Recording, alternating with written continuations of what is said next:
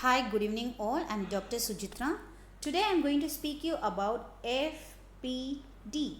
What do you mean by FPD? FPD is known as a fixed partial denture. Okay. So in term or that is in name of fixed itself, you can say that the processes or tooth you're replacing is permanent. So partial is you're not going to replace an entire arch. You're going to replace one or two missing tooth or three tooth. Okay, that is a multiple tooth, not an entire arch. Okay, so that is fixed partial denture.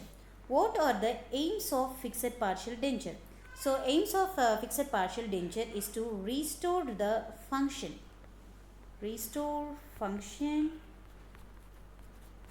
okay, and restore mastication.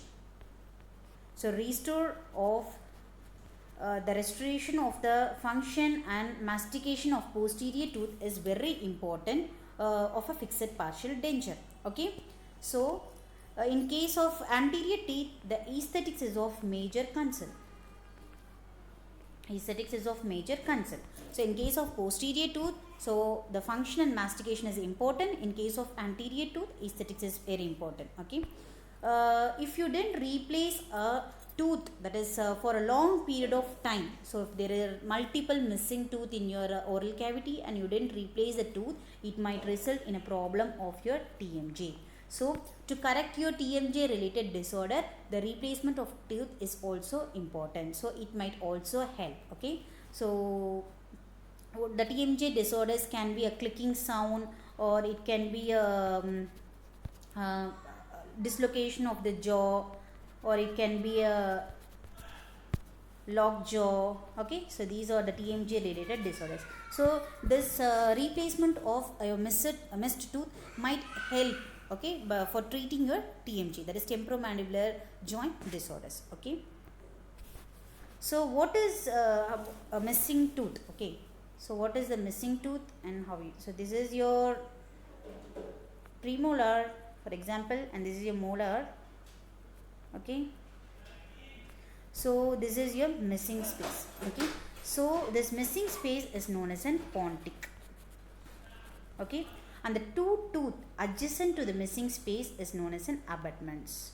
So abutments, what is mean by abutments is support, stability, that is known as an abutment. Okay, so these missing space, okay, the tooth you are going to replace is going to take the support from these two tooth. Okay, so all your masticatory load will be on your abutments. Okay, so you have to be very cautious in selecting the abutments. Okay, because all your masticatory load and masticatory function will be on your abutments. Okay, so when you select an FPD, what are the things you have to follow? You have to see whether the abutments is sound.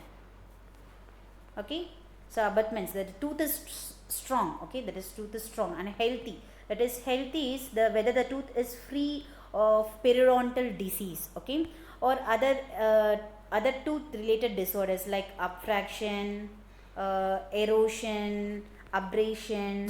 Okay, abrasion,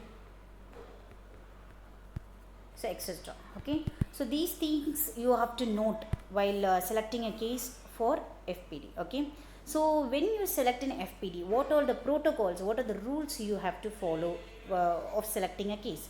So Auntie's law is very important while selecting a case for FPD. Okay, what Auntie's law says, what she says. Okay, for example, here you have a missing tooth. So these are the abutments, and that here you have a missing tooth. Okay, what Auntie's law says, so the perisegmental area of the abutment tooth should be equal or greater than the perisegmental area of the tooth being replaced. So these two tooth, so the perisegmental area of the abutments, these two tooth should be greater or equal to the tooth being replaced, that is the perisegmental area of the tooth being replaced. So in this case it satisfies the Auntie's law. Okay, it satisfies the Auntie's law. Okay, okay, for example, if you have these type of cases, you have canine ear. Okay, and you have, so here you have two missing space. Okay, two missing space.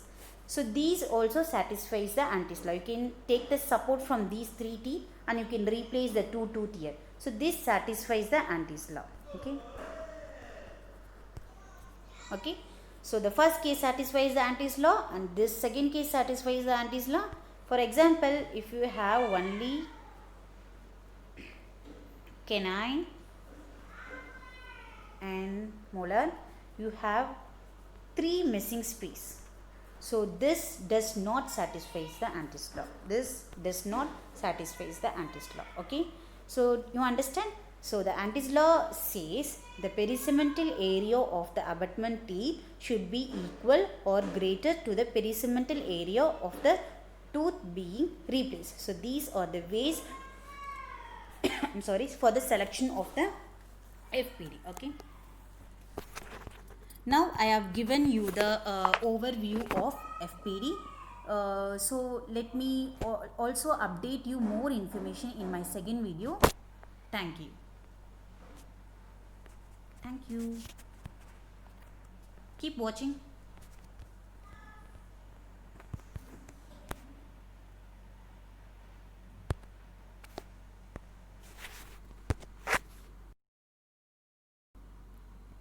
Please kindly subscribe the channel and keep watching.